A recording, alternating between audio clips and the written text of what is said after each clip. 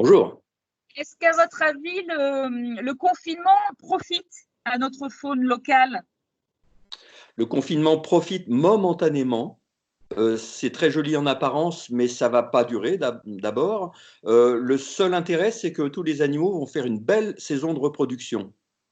À part ça, dès qu'on va être déconfiné, ils vont retrouver la pression humaine. Ce qui se passe en ce moment, c'est un phénomène mécanique un peu de vase communicant. Avant, ils étaient sous pression et ils se terraient dans les bois. Maintenant, comme on n'est plus là, c'est eux qui se croient un peu tout permis. Et je le vois autour de moi, d'ailleurs, les oiseaux sont un peu sans gêne dans mon jardin. Ils me passent devant, etc. On voit qu'il y a ce qu'on appelle une plasticité comportementale, c'est-à-dire qu'ils s'adaptent très vite. Ils comprennent très vite qu'ils sont plus en sécurité qu'avant. Il y a beaucoup moins de promeneurs, il y a beaucoup moins de pression humaine, donc c'est bien pour eux. Et alors, on entend des Parisiens s'émerveiller parce qu'ils ont vu 2 canards sur un trottoir. Est-ce que ça, c'est le signe d'un grand retour de la faune en ville ou est-ce que ça a toujours existé finalement? Mais les animaux, ils étaient déjà là. Les canards, les Parisiens ne les regardaient pas et ne les entendaient pas. Il y avait tellement de voitures. Donc c'est sûr que les canards, ils étaient sur la Seine où ils volaient au-dessus de leur tête, ils ne les regardaient pas. Mais là, comme il n'y a plus de voitures, ils vont même sur les trottoirs. Donc enfin, le confinement ouvre les yeux et les oreilles des gens dans les villes. Et ça, c'est bien parce que c'est un retour vers la vie qui bat autour d'eux. On regarde mieux les autres, on regarde mieux les animaux et ça a aussi des avantages.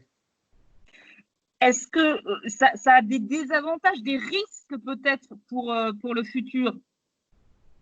Il y a deux risques. D'abord, c'est qu'il n'y a plus de contrôle dans les forêts, donc il y a une recrudescence du braconnage. On observe beaucoup de rapaces criblés de plomb, par exemple, et on ne peut pas surveiller ça, puisque nous, on ne peut pas aller voir.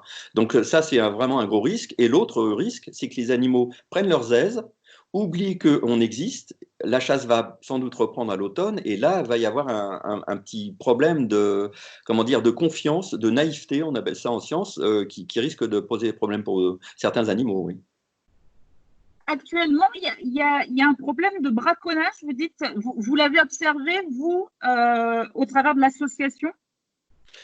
Alors déjà, dans la campagne, j'entends des coups de feu, je ne comprends pas d'où ils viennent, déjà.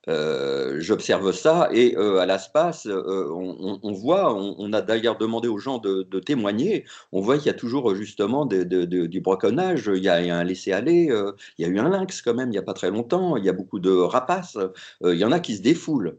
Et c'est vraiment très très dommage parce qu'en temps de crise, on voit vraiment le meilleur arriver et aussi le pire. Et là, c'est le pire. Merci, Marc Giraud. Avec plaisir, Cécile Gauthier.